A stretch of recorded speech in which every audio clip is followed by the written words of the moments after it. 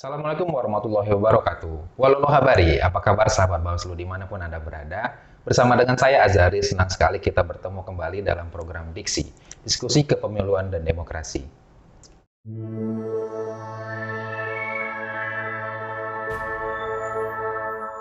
Ya, sahabat Bawaslu, 14 Juni kemarin KPU sudah menetapkan awal tahapan pemilu 2024 dimulai.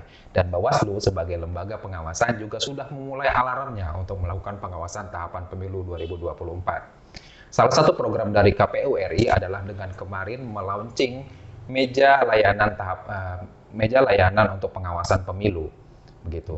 Nah, meja layanan pemantau ini bukan hanya di KPU RI tapi juga di provinsi dan juga kabupaten kota. Nah, ini bakal menjadi tema dalam diskusi kita hari ini. Untuk itu, hari ini kita sudah mendapatkan narasumber yang istimewa, yang sudah tidak istimewa yang sudah malang melintang ya di dunia kepemiluan dan di bawah Bawaslu Kabupaten Bone Bolango dengan Pak Muhammad Zain Selamat Baladraf, SHMAP, selaku Koordinator Divisi PHL, Pengawasan, Humas, dan Hubungan Terlembaga. Selamat sore Pak, Assalamualaikum. Ya, Waalaikumsalam warahmatullahi wabarakatuh. Ya, apa kabar? Ya, Alhamdulillah baik. Alhamdulillah sehat ya. Ya. Terlihat sangat prima sekali ya menghadapi tahapan-tahapan pemilu ini ya. Ya harus prima kita. Kerja-kerja pengawasan. Tanggung jawab kan? Tanggung jawab kita Pak. Begini Pak, seperti kemarin 14 Juni sudah ditetapkan sebagai awal tahapan dari pemilu 2024 dan juga KPU RI kemarin juga setelah menetapkan meja layanan pemantau pemilu begitu. Juga bukan hanya di RI, di provinsi juga di kabupaten kota. Pemantau pemilu Bawaslu ya. Iya, dari Bawaslu. Nah, ini sebelum kita nanti lebih jauh terkait dengan pemantau pemilu, syarat-syaratnya dan juga mungkin ada yang mau mendaftar di kita. Ya. Nah, ini kita mau tanya dulu biar sahabat-sahabat Bawaslu juga tahu ya. Ini kira-kira pemantau pemilu ini sebenarnya apa sih Pak? Dan urgensinya ini dalam nanti pemilu ini seperti apa? Ya, terlebih dahulu mungkin kalau kita bicara pemantau pemilu, maka tentu ada landasan hukum terkait dengan pemantau pemilu. Nah, di dalam Undang-Undang 7 tahun 2017 tentang pemilihan umum, di pasal 435 sampai dengan 447, ya, jadi cukup banyak pasal yang mengatur tentang itu. Pemantau pemilu itu memang sangat diharapkan lahir dan ada di dalam melakukan tugas-tugas pemantauan, ya, terutama dalam hal pemantauan di tempat pemungutan suara. Ya. Nah, pengalaman pemilu tuh sejak masuk ke era reformasi itu kan sudah banyak lembaga-lembaga pemantau yang muncul. Ya. Nah, di pengalaman kita di pemilu 2019 dan pilkada ya, pemilihan gubernur, bupati dan wali kota, khususnya untuk Bone Bolango, pemilihan bupati dan wakil bupati di tahun 2020 kemarin memang kita tidak terdapat sebuah lembaga atau persorangan yang mendaftarkan diri untuk menjadi pemantau pemilu atau pemantau pemilihan. Ya. Nah, ini tentu disayangkan ya, karena kita berharap bahwa partisipasi masyarakat itu tidak hanya dalam hal partisipasi melakukan pengawasan tapi juga melakukan pemantauan seperti itu. Ya. Jadi pemantau ini juga sangat penting ya dalam juga nanti tahapan. Benar. Dan dengan itu Bawaslu juga memfasilitasi. Ya. Jika nanti ada warga juga sahabat-sahabat di Bone Bolango juga ingin menjadi pemantau. Ya. Nah, kemudian siapa saja sih Pak yang bisa nantinya ikut sebagai pemantau dalam layanan pemantau ini Pak? Untuk pemantau ini kan sebenarnya bisa dalam bentuk lembaga atau organisasi yang berbadan hukum dan bisa juga untuk persorangan. Jadi lembaga atau organisasi berbadan hukum itu bisa yang lembaga dalam negeri maupun lembaga yang dari luar negeri. Ya. Tapi namun tentu harus ada persyaratan yang dipenuhi ya terkait dengan pemantau. Nah, proses persyaratan dan tata cara itu kan sudah diatur dalam undang-undang dan tentunya pendaftarannya di Bawaslu kalau untuk level wilayahnya mencakup beberapa provinsi ya, dan dilakukan pendaftaran di provinsi itu bila wilayah pemantauannya mencakup beberapa kabupaten kota.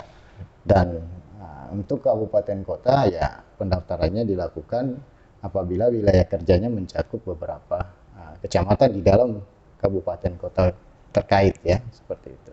Jadi untuk lembaga dan organisasi serta untuk persorangan ya. Jadi bisa untuk persorangan. Ya, seperti itu. Jadi tidak harus lembaga atau organisasi saja, tapi juga persorangan bisa. Berarti kita membuka kesempatan untuk memantau semakin luas ya. Perseorangan juga bisa, bukan hanya secara kelembagaan begitu. Karena tadi itu kita kan berangkat dari bagaimana kita meningkatkan partisipasi masyarakat. Nah, kalau partisipasi hanya kita batasi pada organ atau lembaga, nanti kan perorangan di mana? Ya kan tidak adil kan secara. Nah, sementara kita asas penyelenggaraan pemilu itu salah satunya adalah asasnya adil. Ya kan? Seperti itu. Kesempatan yang sangat dibuka lebar. Baik itu dari secara lembaga dan juga persorangan dari dalam negeri bahkan juga dari luar negeri. Nah, terkait juga itu Pak, gimana persyaratannya jika mungkin secara kelembagaan dulu ini mungkin ya dari dalam negeri maupun dari luar negeri, jika mungkin dari sahabat-sahabat Bawaslu yang secara kelembagaan juga ingin ikut memantau, itu kira-kira persyaratannya seperti apa Pak? Ya tentu karena jenisnya berbeda, jenis pemantauannya berbeda, maka tentu persyaratannya juga akan berbeda ya. Jadi mungkin saya bacakan ya beberapa untuk khusus secara umum ya. Secara umum memang persyaratannya itu mencakup bersifat berbadan hukum. Ini kalau yang bersifat lembaga atau organisasi ya, atau yang berbadan hukum ya, berbadan hukum yang terdaftar pada pemerintah atau pemerintah daerah. Nah, biasanya didaftarkan pada kalau di kabupaten kota itu kan Dinas Kesatuan Bangsa ya, dan Kesbangpol di daerah, begitu juga di tingkat provinsi, dan kalau di tingkat pusat tentu atau di pemerintah pusat tentu di Kementerian Dalam Negeri ya, seperti itu. Nah, yang kedua adalah bersifat independen. Jadi harus bersifat independen, tidak boleh ada intervensi dari pihak manapun ya. Jadi berharap dengan independensi itu maka tentu dia memegang teguh netralitasnya sebagai pemantau di dalam prakteknya nanti. Yang ketiga adalah mempunyai sumber dana yang jelas. Nah, ini harus jelas dong sumber dananya, jangan sampai dananya malah justru tidak jelas kan. Untuk juga menjaga netralitas. Ya, seperti itu karena kembali tadi independensi itu sifatnya. Yang keempat terakreditas dari Bawaslu provinsi atau Bawaslu kabupaten kota. Nah, ini terakreditas ini berkaitan dengan proses pendaftaran nanti kan. Setelah didaftar nanti Bawaslu atau Bawaslu provinsi dan Bawaslu kabupaten kota sesuai dengan wilayah di mana dia mendaftar dan sesuai dengan wilayah kerja yang akan dia pantau, maka tentu secara berjenjang kita masing-masing ya. Tidak artinya bahwa dia harus daftar di Bawaslu RI untuk memantau hanya Bone Bolango. Cukup kalau untuk wilayah Bone Bolango saja, maka dia cukup daftar di Bone Bolango. Di Bone Bolango, di kabupaten kota. Ya. Okay. Kemudian jika mungkin juga ada pemantau asing. Itu syarat secara umum ya. Jadi kalau untuk asing tentu di samping sifatnya independen, maka mempunyai kompetensi ya. Tentu dia harus punya kompetensi dan pengalaman sebagai pemantau pemilu di negara lain ya. Artinya dia sudah punya pengalaman. Nah, bukan lembaga yang baru mau memantau. Yang baru kali ini mau memantau, tapi minimal sudah punya pengalaman dan itu sudah harus dibuktikan ya dengan surat pernyataan dari organisasi pemantau yang bersangkutan atau dari pemerintah negara lain tempat yang bersangkutan pernah melakukan pemantauan. Itu salah satu. Yang kedua adalah memperoleh visa. Memperoleh visa untuk menjadi pemantau pemilu dari perwakilan Republik Indonesia di luar negeri. Tentu dia harus secara imigrasi ya, proses imigrasi, maka dia harus tidak boleh cacat hukum di situ ya, tidak boleh ilegal dia masuk Indonesia kan, seperti itu. Maka tentu harus mengikuti proses-proses sebagai seorang orang luar negeri datang ke Indonesia kan, seperti itu. Lalu memenuhi tata cara melakukan pemantauan sesuai dengan ketentuan peraturan perundang-undangan. Ya. Nah, itu untuk warga negara asing, untuk lembaga atau organisasi dari luar negeri. Sementara untuk perorangan ini yang perlu masyarakat ketahui. Benar. Ini juga Bisa saja ada di antara warga Bone Bolango yang mungkin tertarik menjadi pemantau. Ini untuk perorangan kami juga memberikan ruang ya. Artinya undang-undang juga memberikan ruang, dan Bawaslu Bone Bolango tentu sejak pencanangan meja layanan pemantau itu tanggal 10 Juni kemarin ya, itu kita boomingkan bahwa Bawaslu membuka meja layanan. Maka sejak hari itu juga kita sudah menyediakan layanan di kantor kita ya, di Bawaslu Kabupaten Bolango untuk menerima pendaftaran ya, atau menerima konsultasi ketika ada warga atau lembaga atau organisasi yang ingin memperoleh informasi tentang bagaimana menjadi pemantau pemilu. Nah, tentu kita itu sudah siapkan. Nah, untuk perorangan ini syaratnya adalah sama, bersifat independen, lalu mempunyai sumber dana yang jelas juga, dan mempunyai kompetensi ya, atau pengalaman sebagai pemantau pemilu. Nah, kebetulan saya dulu itu pernah jadi relawan pemantau pemilu tahun 1999 ya, sempat bergabung menjadi relawan di KIPP ya, Komite Independen Pemantau Pemilu ya, di tahun 1999. Waktu itu saya masih mahasiswa. Saya ikut terlibat di dalam melakukan pemantauan. Ya, itu untuk mungkin karena itu lembaga ya. Tapi untuk perorangan ya, silakan kalau ada yang pernah punya pengalaman menjadi pemantau ya, apakah dia secara perorangan atau secara organisasi, silakan untuk menjadi pemantau ya. Karena kita membutuhkan adanya pemantau sebagai penyeimbang sebenarnya. Penyeimbang dari penyelenggara, dari pengawasan partisipatif yang dilakukan masyarakat secara partisipatif, dan dari lembaga atau perorangan yang memang memilih menjadi pemantau, kan seperti itu. Yang berikut syaratnya adalah terakreditasi ya, dari apakah dari tingkat Bawaslu, apakah dia daftarnya di Bawaslu provinsi atau di Bawaslu kabupaten kota. Nah, itu kan untuk akreditasi ini kan sesuai tadi wilayah kerja ya. Wilayah kerja dia memantau di wilayah mana saja. Nah, itu maka kita akreditasinya seperti itu, berjenjang ya. Nah, itu mungkin persyaratannya. Persyaratannya. Nah, seperti dijelaskan tadi, sudah jelaskan tentang ketentuan-ketentuannya, dan semakin luas kita mewadahi khususnya perorangan ya, jika mungkin mau mendaftar sebagai pemantau, ini syaratnya juga sangat simpel ya, sangat sederhana, tinggal mendapatkan akreditasi. Nah, kemudian berkaitan dengan akreditasi, syaratnya juga harus terakreditasi di pemantau sebagai di lembaga ya. Sesuai wilayah kerja yang dia daftarkan ya. Yang dia mau lakukan pelaksanaan tugas-tugas pemantauan tadi. Ya. Nah, kemudian jika mungkin ada yang segera ingin ini datang ke kantor kita, langsung pengen daftar, ikut serta untuk mengawasi baik secara lembaga maupun secara pasorangan. Kira-kira mereka harus bawa apa nih, coba kira-kira gambarannya? Kita bicara tata cara ini, cara pemantauan. Ya, yang pertama tentu pendaftaran pemantau dilaksanakan. Nah, ini yang perlu diinformasikan bahwa pendaftaran itu sebenarnya sudah terbuka sejak sebelum penyelenggaraan. Ya. Nah, sekarang kan tadi Mas Jari menyampaikan bahwa KPU sudah meluncurkan tahapan pemilu tanggal 14 kemarin kan. Bawaslu juga sudah melakukan apel siaga pengawasan sebagai tanda bahwa tahapan pemilu sudah dimulai ya. Dimulai dari 14 Juni. Nah, sebenarnya sebelum 14 Juni itu sudah bisa dilakukan pendaftaran. Makanya meja layanan itu mulai dilaksanakan oleh Bawaslu itu di tanggal 10. Artinya belum masuk tahapan kan ya. Nah, lalu sampai kapan masa pendaftaran itu? Tentu ada batas waktunya berdasarkan undang-undang. Batasnya adalah 7 hari sebelum dilaksanakan pemungutan suara. Nah, itu masa waktu ya, masa waktu untuk bisa melakukan pendaftaran sebagai pemantau. Nah, yang tata cara kedua adalah terkait dengan tentu sebagai calon pemantau, secara administrasi ya tentu harus mengajukan permohonan. Ya, permohonan apakah mengajukan permohonan di Bawaslu RI atau di Bawaslu provinsi atau juga bisa di Bawaslu kabupaten kota. Nah, semua jenjang ini menyediakan layanan. Nah, kembali lagi tadi sesuai dengan ruang wilayah yang akan mereka lakukan tugas pemantauan. Nah, kalau cuma untuk Bone Bolango, jadi silakan saja daftar di Kabupaten Bone Bolango.